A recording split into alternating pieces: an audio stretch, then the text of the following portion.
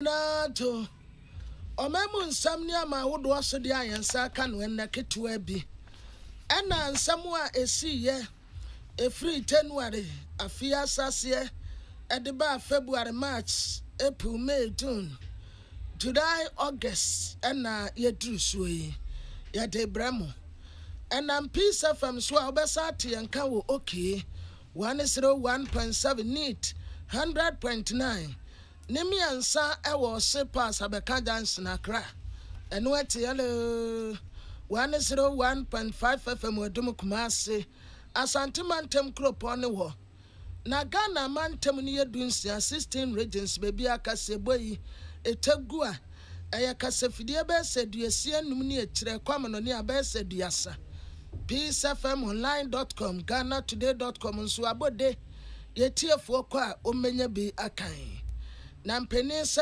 abosoba na me japa yenti yamfa na ase ma tumekoi Yedi aseda emudo ema Osons Gale capsules eno ne drasa wono mu a ema immune system enya hodinti mentna ho ema yare emfa wonomum sa na Osons Gale capsules de eno a ena omanfo nyina ekuramu Osons Garlic capsules yasum MTN say what subscribe na pese we be free my content manager say no an say obeda *175# *175# na de won pene ne ye free we dey for you everywhere you go enwa ene MTN Hisense Ghana at the home appliances above refrigerator chest freezers air conditioner hot television gas cooker electronic appliances ni nyina wo pe bia wo benya bi Ewa Hisense, everyday prices for everyday people.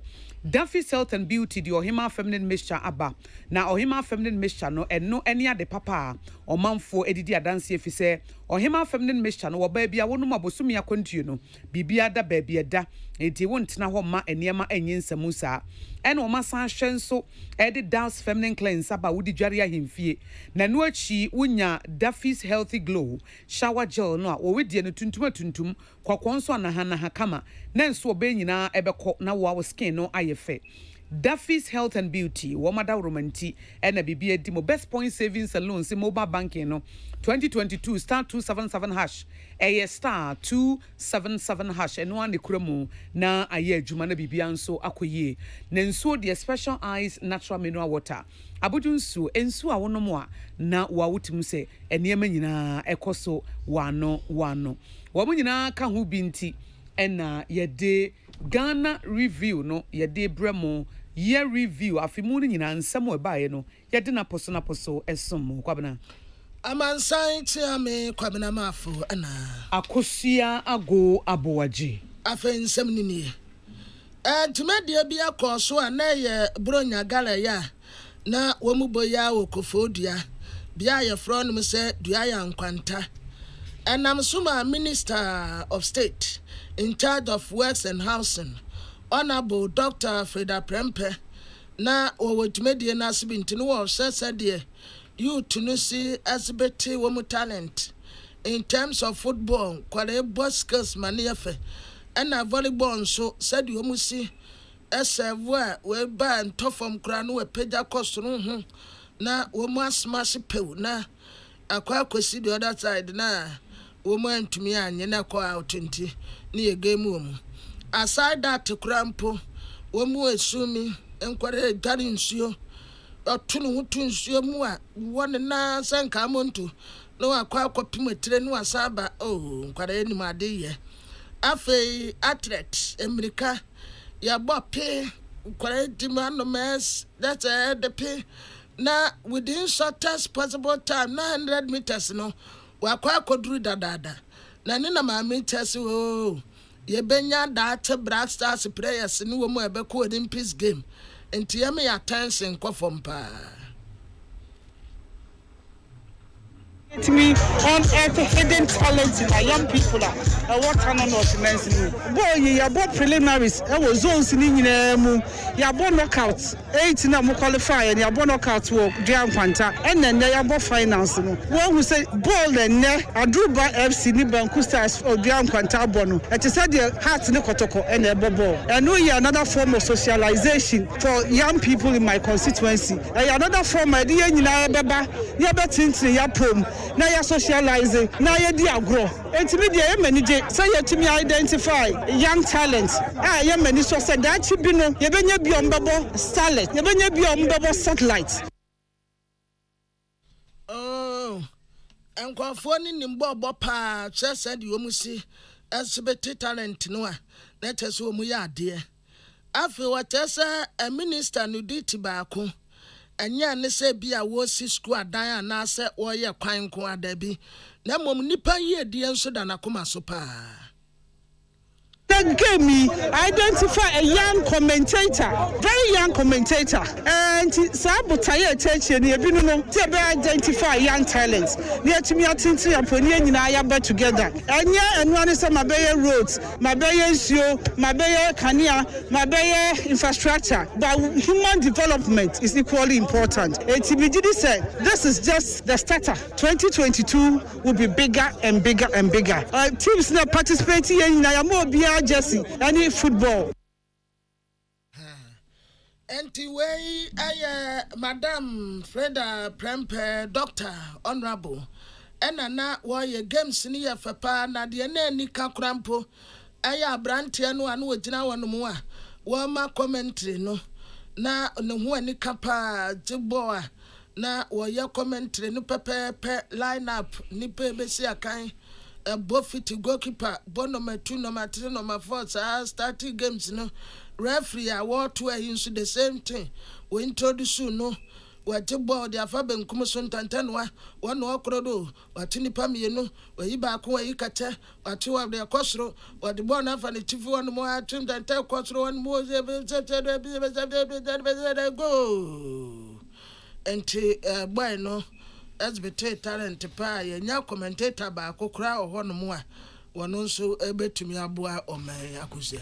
Honorable Gift Chum Ampofo ye ta friend Hajia Kande wo ye mashebedwani wa Abuakwa North Abatom person so sanso ye wo soafo abedi echa wo hwe ngomasua so na wono het technical vocational education and a training ye TVET no na wakona proboso akọ na wakona baton person so ho na woni omanfo akotwetwe nkomo no de ato omanim na no de esi ye wo mashebedwamo no na o chem se sanskrt and blouse abato ya na kofa asa wo hawo ene abenedie yi ede ababeto oman Ghana so a NDC fo a wo mo ewo ho no wo mo enna san niema niema nyina efiri wo mo na ebra wo koye na woni bronya odi Merry Christmas asem ekomo omo no ahwese afifo fra ye babesim odi yedie beba no ena Honorable Gift Chuma Mpofo echeche mu kire wo mu sei obia penia ya ma ne party enu ntire se ma wonte asese ye MPfo no de ye gusu agina hafo won interest ani Ghana nyina interest ti fa ni MPfo no na mom ne kase pa ne se MPP di bibiba na ye bedi enkunim na Ghana fo baba ya se ma NDC ni ompene enu ntie hia se emra ye koye nimu ni eni se obia ka se presidential candidate de ma trauma no na MP de ma trauma betia no enti se wo tro basa wo do president no ene ne nhihye papa no na MP ni boni besie we too petty enti na michia no wemu enti na to betia no na ye number no so te se react na nhihye pa wo didi se na dan kokufu ado ye ma wo nyina no ye to so ba abeye ntokwa se ne esi no na Honorable Gift Chum Ampofo echiremu efa e-levy asem no aba no ya kwan no ekwan mienu eda ha nyina wagya to atwe na wama machine abetwa na mfuturo sabe amatan ya sa beka ho enti enu se me nam ametin sem bebre ya na ha me amanfo oba na chi sa na ha me yeah pa because always now say anytime ya no community ni for say delegate no ho hia but this time no omo bia hu say omo na ho hia enti anamana otu no ho hia yende pa say afi bia beto ama wani aso aha no mo no de MP onye kwan enti no ye besere so mampani befa DC ni so na omatimi abeboa ye kwan e wa hase akwan ne ye brepa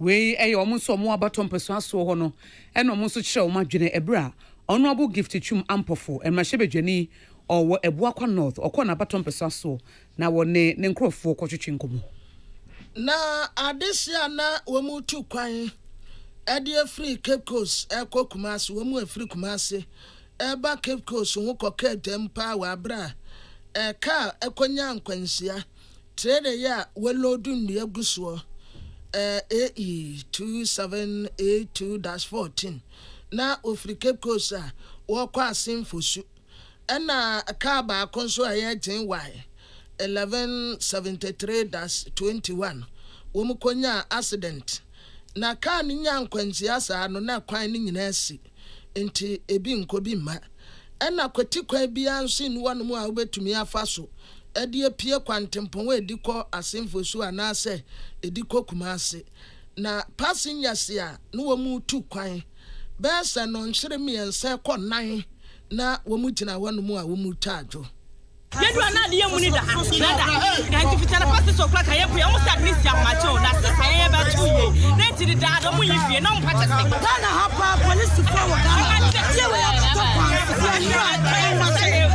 ai ani mlewe ana pa ye ba presidio e be jina ha nam 2 hours ani e se ba sa e so cha 2 hours e ti Ghana police for ye ko bi tikula ana te say ye nkolodu kai ka ani e de be se be du abe 6:30 we ye ni ni be ma ye fia yi asen akrofrum aya asen da de so e na asem nesi ni so akrofrum ne bai ye wie ni akobiti enti ai we mo akontufo no ma be ka wa ha no o mo bo abanyati o mo bo police boati o mo bo MTT boati na aya ahomete sempa na MTTD fo ani yabu omachi asemfosu divisional MTTD commander ASP Kwabena Oduro Boatin watese asem no ahomete pa na sade beye kura wo mu betumi anya ketepira na watwa kwan foforo de ato nkyɛn ama drobers yetumi de hyɛn afa so mu tu kwan yetuo no na akwa ya asem a ɛden pa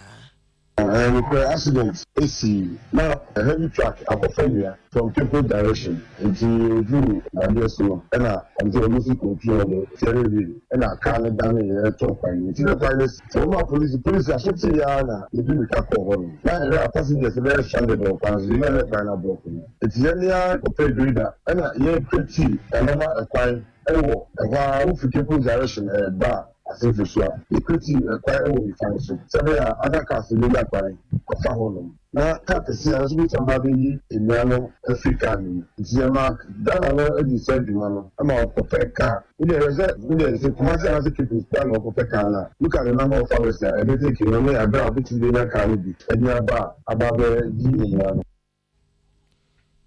we dey passenger for mu nie ene ahomte amofa mu enu ati na odi afutuo ma drivers se ye na so mu lodu a memu mu lodu ma no mroso enam so ma ma sa nsem nyina tasie and there's a police zero the both sides the years accidents it is a car we know was utumi and one for about to put this not for it is for one one just a car we know to for one also down here so all the the 30 goods na here and one account and I'm there's a street one I hold so they all can prepare now that was almost so so na no lose control on the steering and I can damage let me a passenger bisa sana meka but omo effort a police no ameki every man could be a pretty another expensive route here a family it is our own cost we be the chairman but omo no pass a final clear am no buy up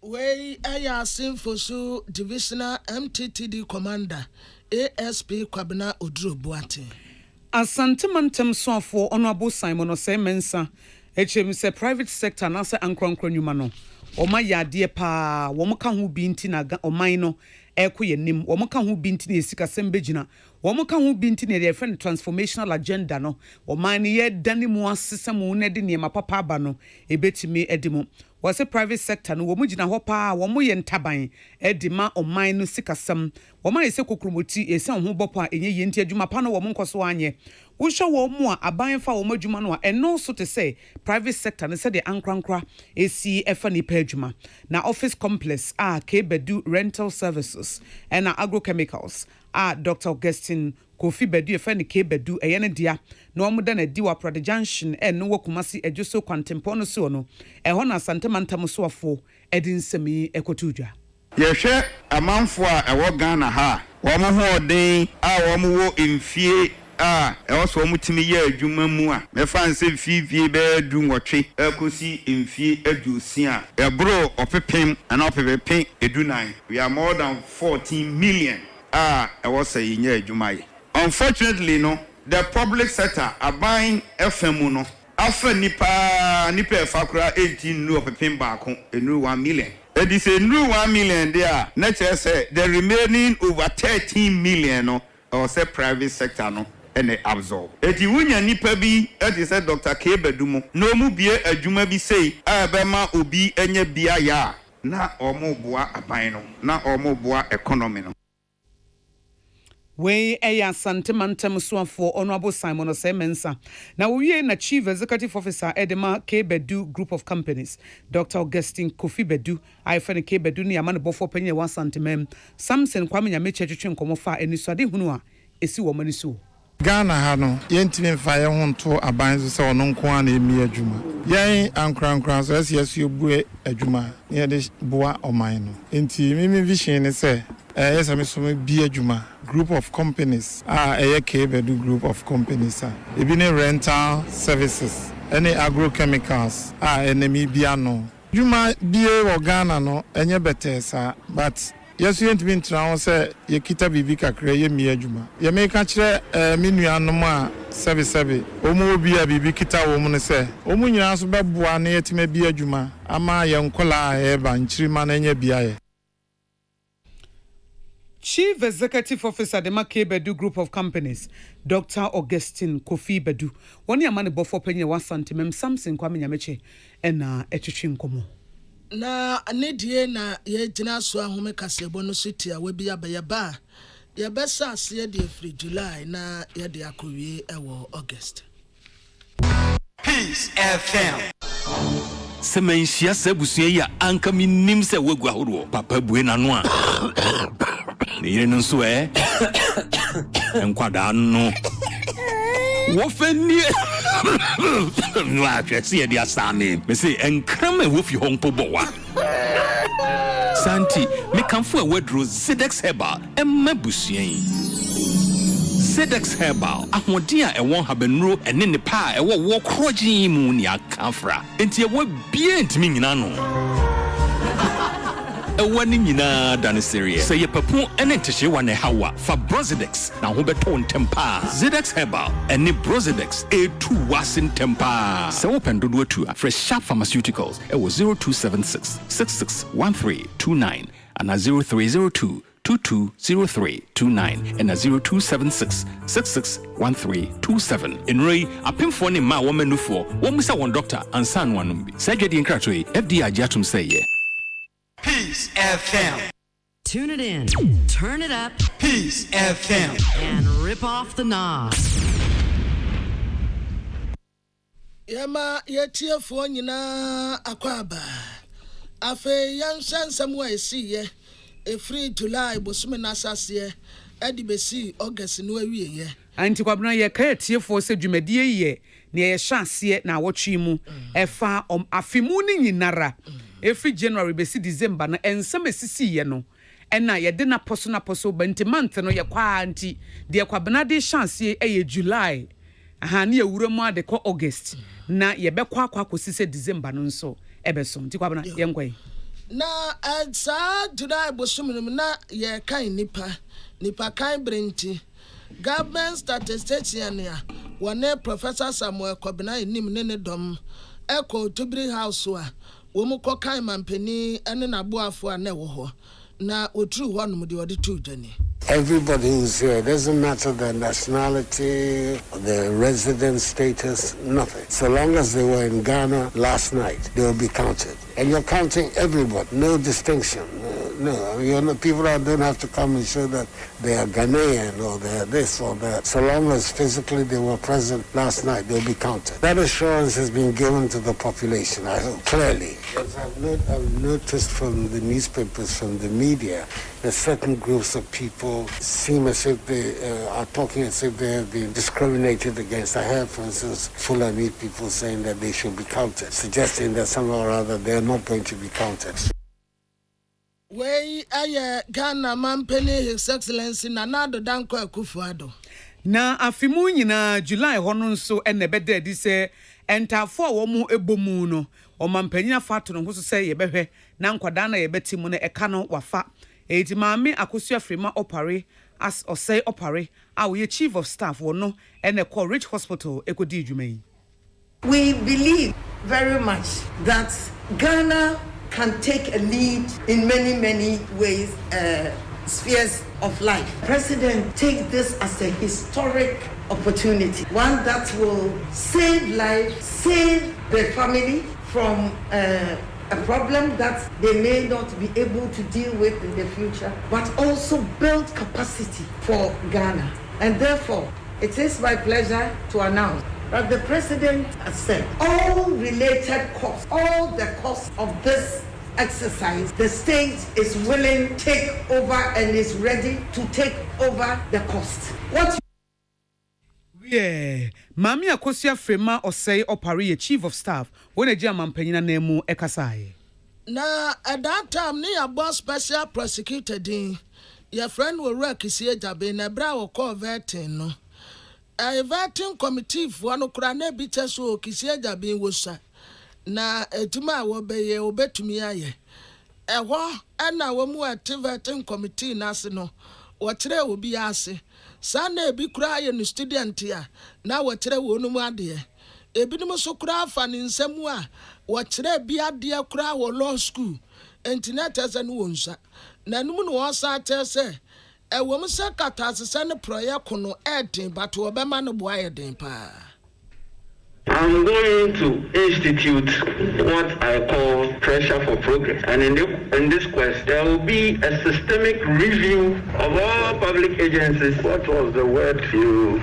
I said I have termed it pressure for progress. Pressure for progress. Yes, very well. I thought it was a Latin word you know, so I didn't get it out. I'm going to institute systemic reviews of public sector institutions and the development of integrity plans. And here, this is what I intend to do. Why can't we have our own corruption perceptions index, for instance? Why can't I rank public sector agencies against each other? And at the end of the year, publicize the results as to which institution is performing well and which institution is not performing well. In that quest, if you are head of an institution and persistently your institution is drawing the short straw in terms of the perception of corruption from the point of view as dear Yatene Kase, your special prosecutor Kisia Jabe. Yo. Kwabena yeka wo mu say year review no an ye wo mu no omampanya be de eche His Excellency Alhaji Dr. Mahmoud Bawumianso digital platform no woda na di say ho be single pointer government services ahodo aban esumu dwumadie obia kwoho a wo benya no prekopenti nya fe na wo betwa wo ho a ye fe na ghana.gov wo mu da dwumadie ne di e wo Jubilee House na sei ena mampanyi abedi echire editudwa. The bureaucracy is daunting and has resulted in a culture of paying bribes and engaging middlemen known as Goro Boy to obtain basic services such as passports and driver's licenses. There is also the problem of people having to travel to Accra or other regional capitals to apply for many government services. And then there is the problem of the leakages of government revenue as cash payments find themselves in people's pockets rather than government accounts. Ghana.gov is the payments and revenue collection platform that provides a single point of access to all services of ministries, departments, and agencies. Omampenya bedi echire His Excellency Alhaji Dr. Mahmoud Bawumia. Na asojafo bi a wo mododo be se etiowatin sia 86 and wo mutese wo mu colleague ba ko ni phone ayira na this year wo wa no wo mu na ewia enti wo mu tisi kurom en ya bu wo mu bu nipa na nya asam ketewa Minister for Defense Dominic Niti Honorable ayesesa asojafo ni ate wo maso. All personnel who were on duty on the day of the incident have been charged, tried, and punished as appropriate. The various forms of punishment given to these officers are as follows. Mr. Speaker, the orderly sergeant, who was a staff sergeant, has been reduced to corporal. It's big, 10 years difference. Mr. Speaker, the guard commander, who was a corporal, has been reduced to private soldier. The sentry on duty, Mr. Speaker, who was a lance corporal, has been reduced to private soldier. Mr. Speaker, the trial of the duty officer who is a lieutenant, will however commence on or before Wednesday, 14th July 2021. We aya soldier for no more 10 mechanized battalion wa Upper West Region. Minister for Defense Honorable Dominic Nitu. Emna Shebe Junior Watermale North Honorable Alhassan Suinu. Ono nso so esama Emna Shebe Junior wa Asin Central Honorable Kennedy Ohine Japan say watch tna net 2 TV so ekeka nsem bi fan ho ana ensem fata ebi se wode agu ne ho fi na nam so maso hu ne Honorable yi egina asasem ne so a wode court se court nso enina sam emma no kwabena na majority leader Minister for Parliamentary Affairs Onoyan Force Mensabosu ya say majority for are ready about no media review budget no. It came down outside the remit of the budget that was presented. We can't comment within the context of that framework. Mr. Speaker, everybody is ready. We are equally ready and perhaps over ready. Even today, I believe that you guys will be saying that, oh, we are bereft of copies of the media review. Even if you want that to start today, you can open the file. And I dare you to move the motion that let us start today. We are ever ready like ever ready battery. But to be fair to the House, we stand the comment down in order to allow members to digest the statement that has been presented to us. And as the minority leader is indicating, this really invites comments from all of us. Ononyamfo Oseche Mensabonso. Finance Minister Honorable Ken Oforiatta nso na 2021 media budget review no wadon nso so ede ho nsam ekotudwa ekire wo man no ne ye pene ne pese ye. Mr. Speaker, on inflation, we are witnessing one of the lowest numbers on record in about 2 years. Inflation, which at the height of the pandemic hovered around 11.8%, dropped to 7.5% in May 2021, before inching up slightly to 7.8% in June. The Bank of Ghana will continue to implement appropriate monetary policy to maintain inflation rate within the target of 8 plus or minus 2%. The city has been relatively stable in the past 4 years and maintained its stability even in this pandemic year. For the first time in the Fourth Republic, the exchange rate did not see a spike after an election year. Cumulatively, from the beginning of the year to date, the exchange rate has depreciated by 0.6%. Honorable Ken Oforiatta eyoswafo hyesikasem enentutu yeso.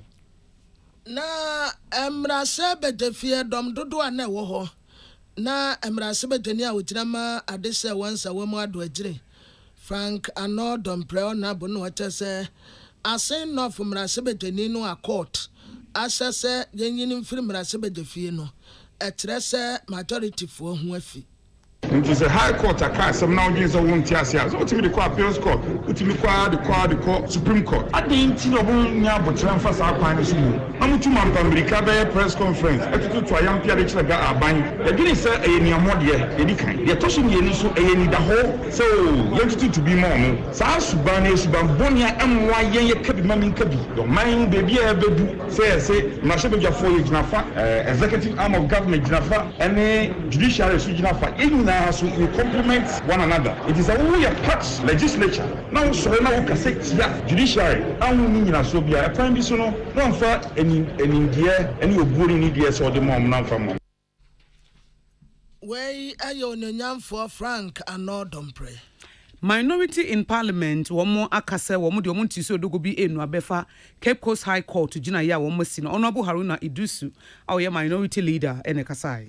We are confident that it is our seat, it will remain our seat. Our first is to use the same legal processes and legal forum and opportunities available within the Constitution. We will contest the ruling.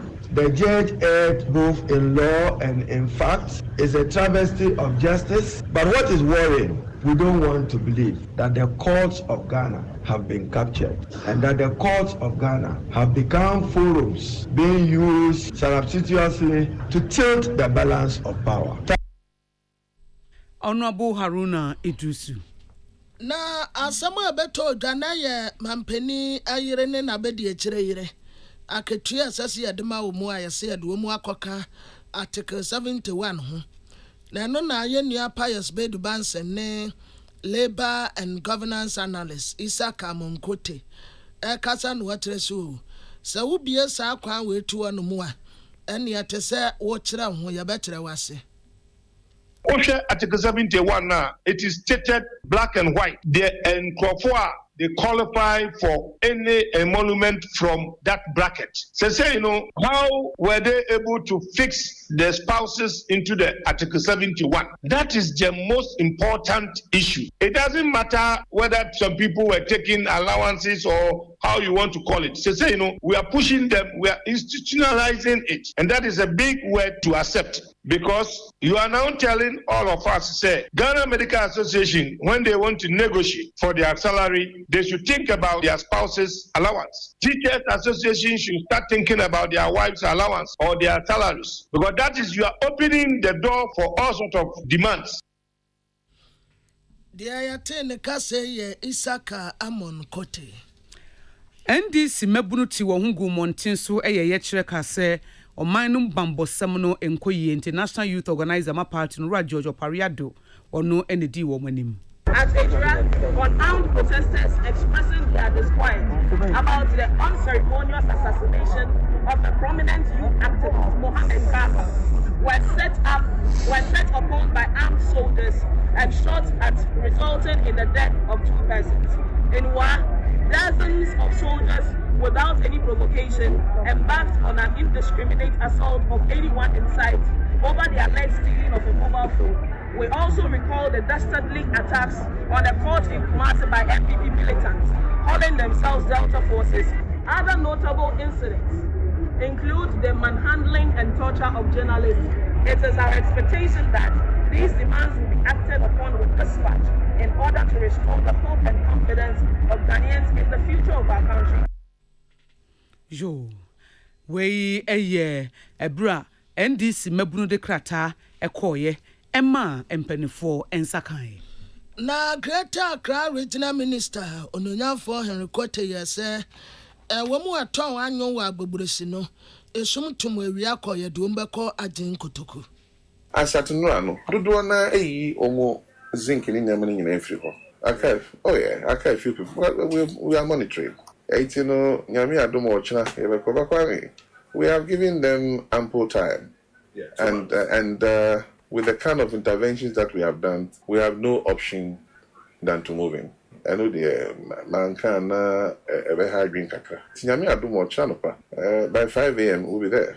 And then answer flood by fiku machine kaya. We no maka hubio. Until ya mwa ebenya June 3rd biom. It's close. Say and so munaka kare makometu. Ya mwa ebenya June 3rd biom.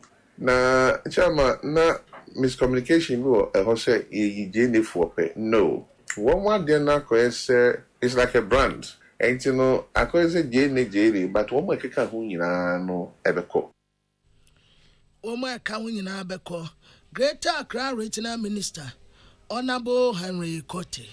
Na madrudu nsia ho na national executives ma NDC amanyokuo no omo nso kosra Mohammed Ibrahim a wonya ne baby kura ye friend Macho Kaka na wo mu chim se wo mo nam wo mo so ma ewudie si ye no emra ene wo mu ni edi abeji ye nua bema no enkwa firi ne nsem no se wonipa kra de kyewon a ala onfa nkyewon da na de wo se empenyufo ye tia sa asem we no kra wo mu bepia bonten na wono a wadi sa Afrika semi ye de won afamra kwan so ne ya twe won asoma pa no empenyufo se ye hye mo bo se omobe nothing less nothing more de ye hwe nyina justice anabeboa justice for Abdul Nasir, justice for Mutala Mohammed, justice for Yenua Kaka. Na onka ye ho de nanso oye Ghana ni na woye adwuma pa e de boa edura impuntu enu nti ye ba ha ne ye nante se atia wa no Onru Sami Jemfi, Director of Communications ma NDC amanyeko no.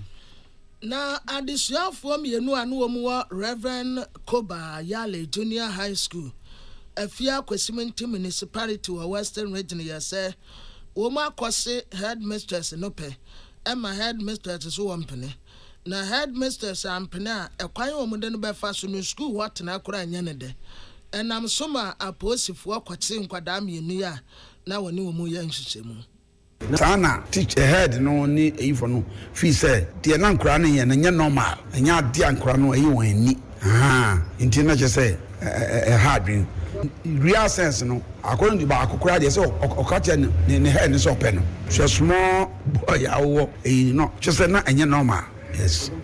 Okay, education na omo de ma won no ye yi say ko ye san say NCC no muguso omu njai omuguso na me giri say sania ye kan wasem ni breso no e ko ye san say parents no two on four omu ye stakeholders meetings san this time no child right no apeja nti so ye say akra bia no on the right nti ye say parents no bo nkra no na ye nkra no basabasa nti no it's ongoing. Enonti is ongoing wey aya asemu a esi wo Efia Kwesiminti Municipality na ne yɛte kase ɛyɛ Municipal Chief Executive Officer Honorable Kojo Akwa. Ɔman yi na ɔwɔ adwira barima ɔsɛe hwedi ɔtɔso mmienu ɛde to mabuna ɛwɔ adwira nim sɛ deɛ asi no kaaka wuo no hwɛ no obi amfa amonyesɛm ɛnwuram sɛ deɛ ɛbɛyɛ asomdwie ɛbɛba.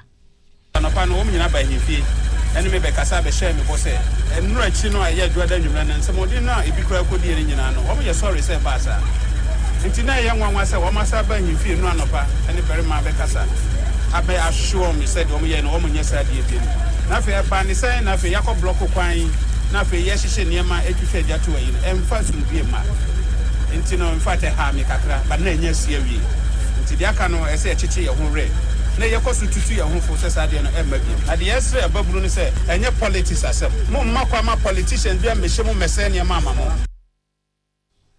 yo nese adwira manhene ene odi afutuo yi ema adehye se wo momfa nya adwuma na ebeboa adwira hene berima osai hwede ya wotoso emienu kasebo ewutie free peace 104.3 FM so ye kam say ye review no an yeguso na fi mu ni na no ye hwe nsam a asisie no ne akaka ye ho ye hyase free January say ye di July akogu enche month of August ene ye ba bewura mu na nsa na ye bewura mu no madwenche kakra modi aba no Metro Mass Transit Limited for ene bo ye chidom ama ye di abrem office Metro Mass say wo mo de luxurious vehicles bebriaba a wo de mu a ekoye conditioned cars ahodo a omanfo edi adanse nti Metro Mass Transit Limited etun safro na Givers Cyber Center for the Givers Power bedwa so eno the Givers Co capsules account adenti da wajeja ho ama kokwa fifu ntompo ano bema bronya brem obey sesa wo de ne kohye hotel room baabi moma obi be hwe nkwada na aka mo mienu nkwa na mo hye na mo gimoni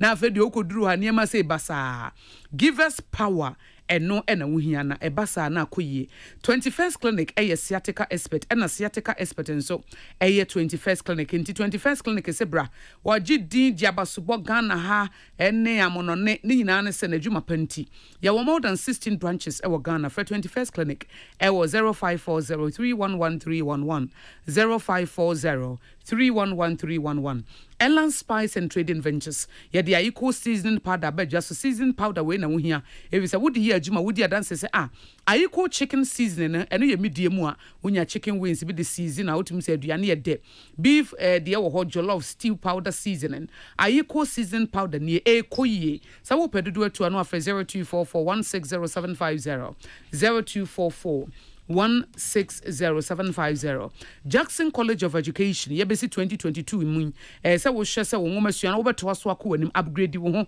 wo upgrade wo ho school a wo bekọ no Jackson College na Jackson College de National Accreditation Board aje wo mato mo affiliate to University of Education whenever 80 bra scholarship schemes bebre wo ha yebetimi edi aboa wo Fred Jackson College of Education was 020-126-0290 020-126-0290 and 054-505-1181 054-505-1181 na one no akasa nti kwabana omo na ebu ye chidom ye do manfa dwenchira ba very card the Facebook live and also me show me live from London Peace FM no size excellent news and no and na akua mo aboaten and so dia wo dia ba no say Ablikuma Central and o say COVID is real. Nti emse futu no de brave vaccine nso obi anhwe no ngo bi. Ejo so batampa wo se peace news no size. Ye nua crispo fufo dia wo dia ba wo se afihyiapa eno de emma obi o wo wiase bia serious callers ahodo wo mo testing communicators nyina. Fantastic weber for sehua sanwe so eno se sisa akosua me we show all the best. Ne adwumayefo nyina ye dase. Adwumapa enso so amoye ne munso adabia mutie yi na mo ne yenso ekonakrana. Pastor Mario osi good evening peace news ye dase. Dr. Baba Zamo Master Planner Junior Kentampo on sa kusia nyamishra mo pa God has been so good. As nyamini wadi ni de wo pa kra no. Wise G was a Peace FM mo your best radio station. Ne dia wo de bre no. Amankwa Dominic say or enjoy the news no live e wo Dubai. Honorable Hawa Kumsen Ba Ike on susu wo tie ye and also wo chia ne maame e wo esoba ya ataka soa was the best news in 2021. Ye homeso ye ba ye de dia kanyina e beto so. Tune it in, turn it up, Peace FM, and rip off the knob. Yama yetiefo nyina akwaba. Na special prosecutor will work Jaben na wakasa watase corruption no obehom so obe suppress no ama ten pass obetumi apeda ne mu. I come out to this office and pledge to the people of Ghana, as I said exactly 2 weeks ago, that I'm going to work assiduously with deliberation to suppress and repress corruption. I said 2 weeks ago at Parliament that I will not be naive to assume that I am coming to stop corruption. It is innate in humans, that as much as possible. My office is going to drive it down and repress it to its barest minimum. We are special prosecutor Jaben. Nana mampeni nana dodanko akufuado swear vote of agency na your friend say official vote and na oath of secrecy no ordinatena na konya so. Yo ene kwabra yenko ye nimo e omampani his excellency nana dodanko akufuado month of August an ye wo mu no wono nso so editu dwase ne vision agenda 111 hospital project no eno nso wo mu ye ne ye na aboa ma 2030 ne de beka sa Ghana ye pepomdi hu dwumadi wo Africa ye na ye dikan. Beyond the building of these new healthcare facilities, my vision is to help make Ghana the center of excellence for medical care in West Africa by 2030. Leveraging on Ghana's favorable status in the region as the most peaceful country in West Africa, a beacon of democracy of the continent, and a land of opportunities. The goal is thus to position Ghana as an attractive medical destination with excellent medical facilities for our neighbors to patronize. Omampani his excellency Nana Adodankwa Ekufuado kwabna. Na Ghana Medical Association omu general secretary Dr. Justice Youngson de Batu da say okọ mu intensive care unit enipa egu a wo nya COVID-19 ne dose pa me hokra ya yema. Preventive protocols na national na akofa ensinsanso nyina breye e san say ya no ebowa the way you can say so na many people be o ya no emodin you are getting a lot of severe to critical cases and national akoba say no you can be show o show report na the number of deaths no say week 30 say emodu and the no ya shepenya that be had in India and so you to me ya no ye no ka say ye centers are more treaty COVID no. Dear Yatene Kase, Dr. Justice Youngson, General Secretary, Emma Ghana Medical Association, one in America, Ifa, and a Kasai. Onre bia wonye mfie aduonum enum 55-year-old man so wo frimu ya free say ye de ko to afia kwanta COVID-19 center secondary takrade na ofro wo se wo dwane free center ho ena omuhu ye se wawu eda nurses wo mo quarters ho baby. COVID center. I'm there 7 o'clock on Admitin. It's an pay no bunny or who wall no until the security man no hunin. And the security man no try the chasing. Nanka will raise alarm nanka yakachina naba. But there, bunny no catch a security man there, so or make attempt to do receive now or be print into one ben. Enjoy them security man fire another route. None of coffee be. There until road no do no. I will pay. Road no do no. Nam do church form. Nti wo friend your management your no we would that. We Eyaro Husimesi and Deputy Nursing Director Fia Kwanta Hospital, Mame Justina Amoyati, any church mutre apia dankwa Rock FM. Na former President His Excellency John Dramani Mahama na wakwa probo ewo Upper West Rating. Na bra wo kodru wonum thank you to na no wo ye. And walk at this is one musa, and ya intimisa MPP, 18 one musa, and Komu majority our parliament. We increased our seats from 106 to 137, and we brought the MPP from 169 to 137. But for the arm twisting that they twisted against us in some constituencies, we would have had the clean majority in parliament. But there are some of the constituencies, soldiers invaded the coalition centers and manipulated the results and took the seats away from us. So as we speak, there's no majority, there's no minority. We have the NDC group in parliament, we have the MPP group in parliament. And by God's grace, when we went to elect the speaker, our own son from Upper West region, Honorable Alban Sumana Bagbin, was elected as the Speaker of Parliament. This is a good outcome for the people of Ghana.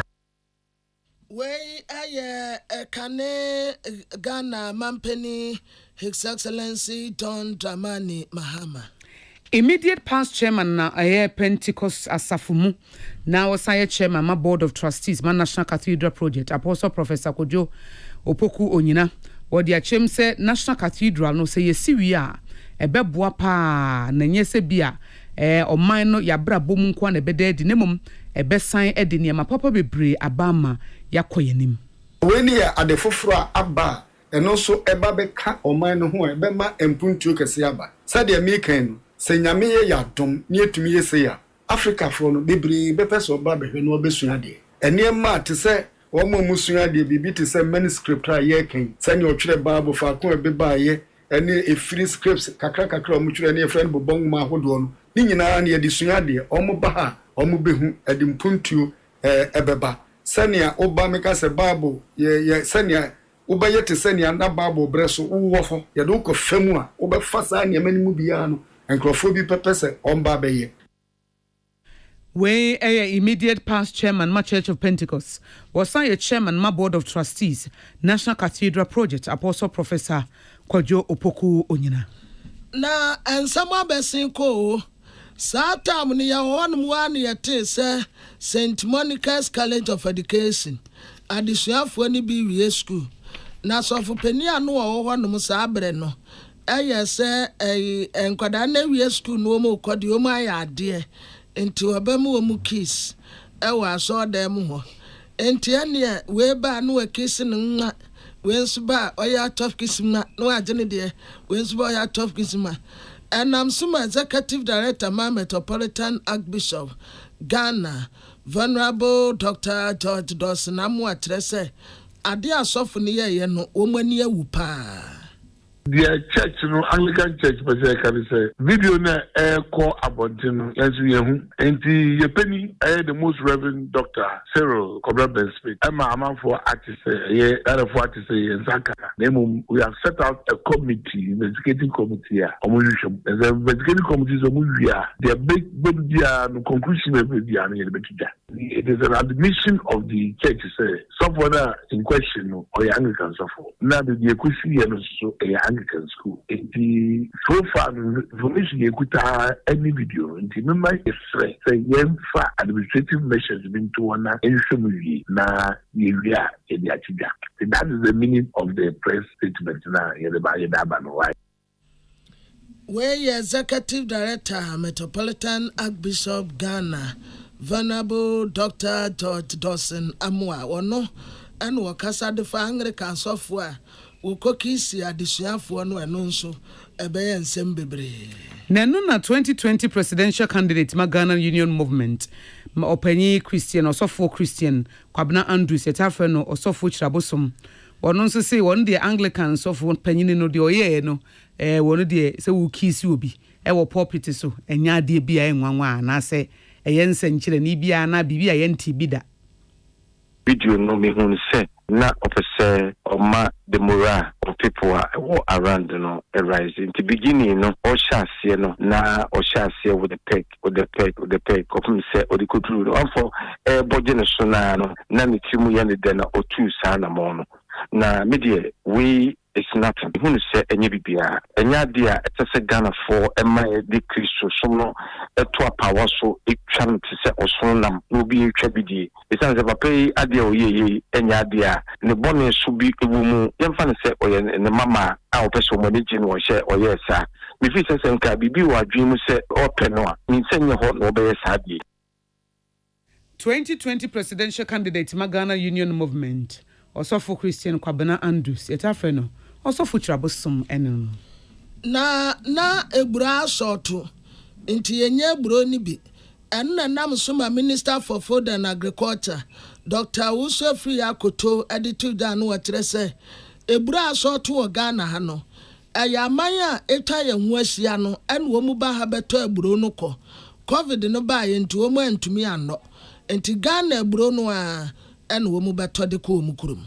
Therefore, it is firm expectation of the ministry that the poultry farmers will take advantage of the offer made to them by this ministry. Furthermore, the ministry has decided to scale up production of maize and other grains under the PFJ program as a logical action to sustainably address the issue going forward. Finally, Mr. Speaker, under the CARES program, which I just mentioned a few minutes ago, the government is supporting poultry enterprises with interest subsidies to help capitalize enterprises as a way of reducing their production costs. Through this intervention, poultry entrepreneurs and businesses will be able to access credit from banks at subsidized interest rates. The Atenika say Minister for Food and Agriculture, Dr. Usofri Akoto. Busa South Mrashibejani Dr. Clement Apakin Soka Sai July ebesi August na August die ne de odi tudwa ene se wo hwe fertilizers na ye nya bie no a national security asem enti yemfa na asem hia enti anika se national security problem ne se omundu ba no anye yi esa se fertilizer no anko no ntino ebema ekom aba na ekom ba young boys ni young girls anka wo se omo wo ho na omo hwe omo busuafo no omo nyina be den won beba nka no kumasi kaya ye ni omo butwi truck ana scrap dealers a yesu omo so omo adoso no wo medoso asesa na omo ba yinso no ebia na enyo bia na obepene so obakwa koye scrap ana se obakwa ko ye kaya ye wan hwa na odi no ho ekodi groups bi mu a ebetumi ahaya adwen eno mpo no ye nyina yenim so se come the nipa sa ni bakro no wonya asundwe want to me and tenase endwendwen no enka se wono so se no betumi aye ede abo ne man anase na busuafo de woni trima na se bebi obenya bibi edi Busa South Mrashibejani Dr. Clement Park na a University Teachers Association of Ghana UTAG for ni abako ye meeting na womu tase womu aketua ne wonsensem bisa UTAG President Professor Charles Mafu ni enuarika ifa kasa eno atese o meeting na nkwa nkusiaga omo na na kibisia o yen sakra krata no branda no e branda no so yen sakra krata na ye hia ban no ti e bi na ban no komo ye bi komo se be ya an se ya asema ye kan ye tia ya katia no fi be bi na e so atia be du de na we ye asem no se nka ban no fa yen ko si ba bia ni preparation no ni aban na ka nti ase anya aju na de omo so de tu ye kono so de so teacher for no negotiation team no ga de be boy nti puto ka se we ka se the meeting ended inconclusively everything na agina papa bi antama and no no e basa so the negotiation team na say omo report to the National Executive Committee of UTAG no omo report to National Executive Committee of UTAG no say na ban kan omo so jitu mu say enye the aban kan ye the tise mu enye into the moy we aya Professor Charles Mafu na National President ma University Teachers Association of Ghana Professor Charles Mafu ya editu just na bi mu say omo strike no omo jaye ɛna ɔse ho ana ka kyerɛ mu yɛgu so ya suspend a strike no I called the red out me and son ya suspend if you say about to the suffer say person is afido ni sinkunya e wa ni breso ye kan 7 free ho na ya 7 na asabko nti amamando ba Sunday ya sha obi anya bi emu no ehim pefefe ya call you off yi o hwe memorandum no mu from 23rd of this month, that is August as you share in Peter Hudiase at the able to negotiations ye share so ese bosom ntem aka say yemi enu nyina na yama ya ho base period because yemi enu nyina na nsa shekratas nti no ye nyina so atiase na dey nsa shekratas nti ne frɛ krata no memorandum of understanding ye ntiase ya yemi enu yenya nti so ba kubuso dia sana nyu obi ne kumanchi Professor Charles Mafu.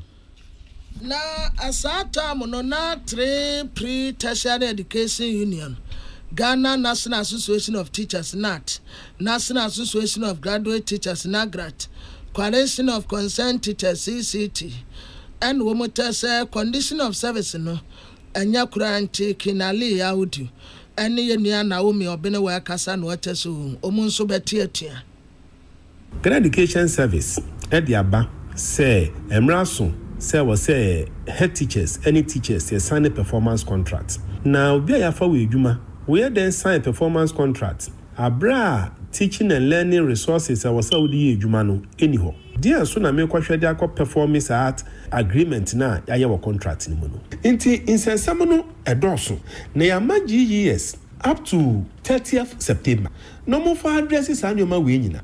Anya saa dia yen to me and share a church for no momun koso entna classroom and share bio. And we do not want to withdraw our services in Kwalaninti. And nuntino and free ne ekosi 30th September no. Sa same we are raising in performance we are saying share no implement it the sefata. Way I can ali audu.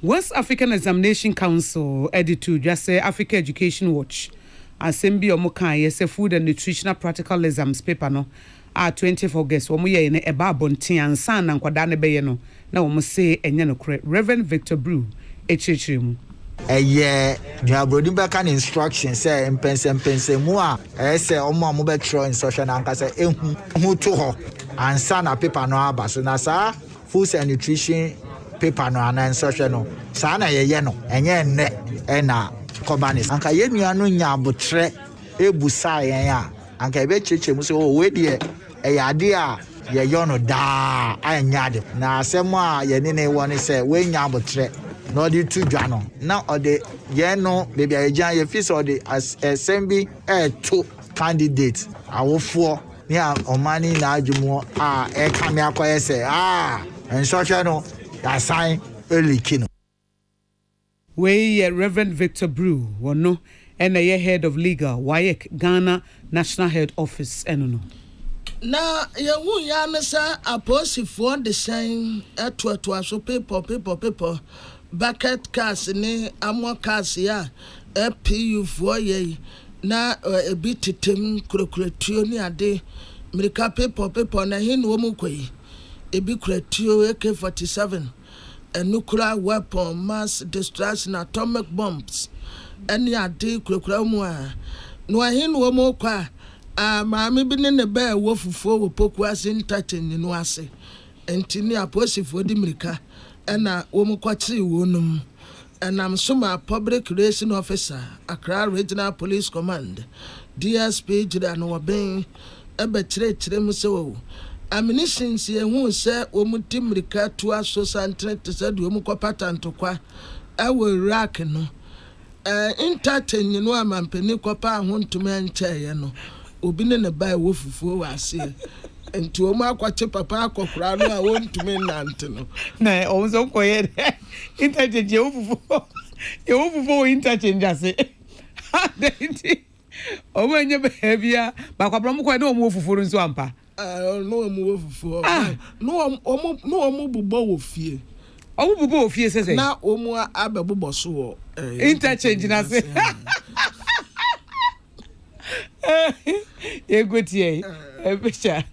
mpanimfoɔ atwa adeɛ ɔmo yɛɛ no etia mmara nti ne nnora yɛtu anamɔ no ɛkɔkɔkye wɔn na nnora me free office bɛyɛ sɛ 5 o'clock ne mu no mpanimfoɔ ma mɛte asɛ sɛ adeɛ a yɛbɛma ɔmo bill then si ɛhwɛ anim sɛ ɛnnɛ ɛyɛ anapɛi no ɔmba bɛka yɛn sabiam na adwuma na yɛfiti ase ɛyɛ nnora no etumi asan so atia so na no yɛgyina so ɛbɔ ɔmo kɔkɔ for causing public nuisance ɛhwɛ anim sɛ ɛnnɛ charge bi ɛbɛbɛ mu a anaasɛ ɛdeɛ ne bisa before now ne deɛ yɛmfa charge bia ɛmmɔ ɔmo ɛyɛ agya nhwehwɛmu egu so a ɛkɔ so sɛdeɛ medical kanape no yɛhwɛ ɔmo anim ɛyɛ wɔ regional headquarters hɔ no mo nhwehwɛmu ɛbɛkɔ so sɛ charge bi a ɛkɔbɛ mu anaa ɛbɛtua na mo nkora akɔkɔta megye di sɛ ɛyɛ ade a mɛsan m'akyi aba. Way I DSP Juliana Obena because asrezam ni se chama aposi for no kono said the no mo si ahihye wo mu ho no aisewa akosia bulletproof no I was in nuclear mass weapons mass destruction aba ayi wo mu abeti wo mu du fio be yese positive be system na and we here na de okojiri legon for poor in the fence omudu papa no fio no oda no wo so a ono kura wan chata de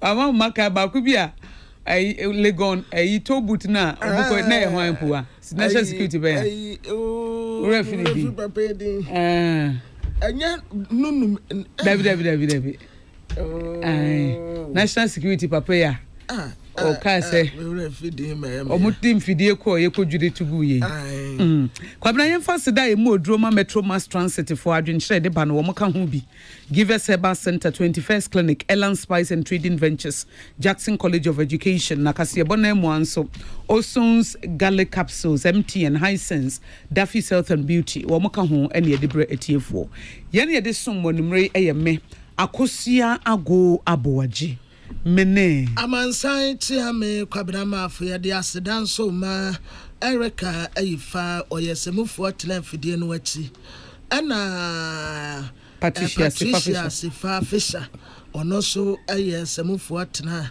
afidie no achi na social media so Peter Square Sister Penny editor na mu anso betwa mu ha na ya okese me want to wash up and down